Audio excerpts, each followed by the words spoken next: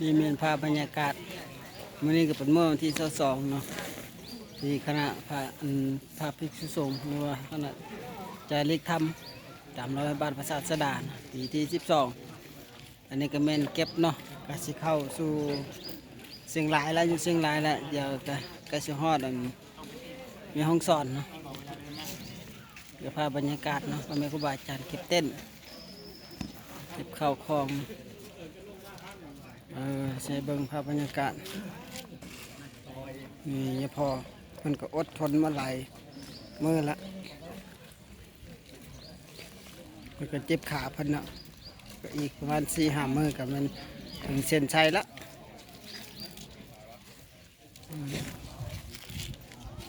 สามเณรลูกโจรลูกเนรสามเณรนี่นะ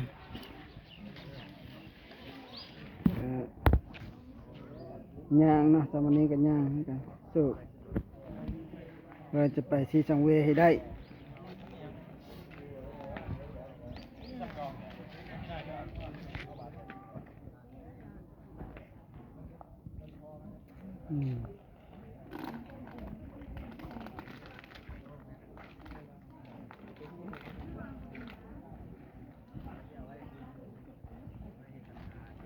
แม่ของบาจันก็เล่งเก็บเต้นเก็บข้าวเก็บของ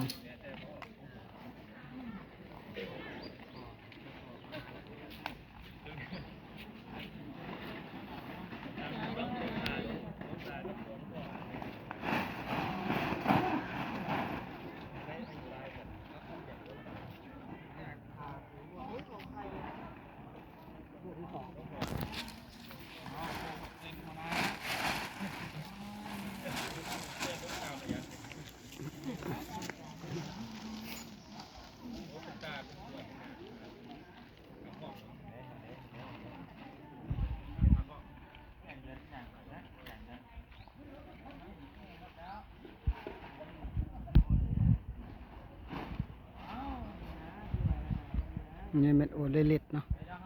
ว่าอาจารย์โอเลลิตหรือว่าเพิ่มกำลัง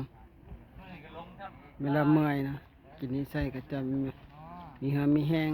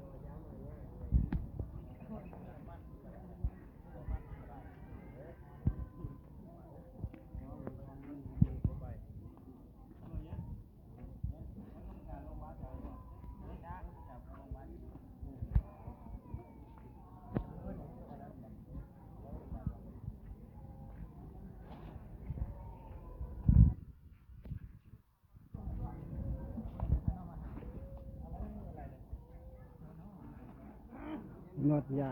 ขั้นเส้นขั้นเอ็นถอนออกเลย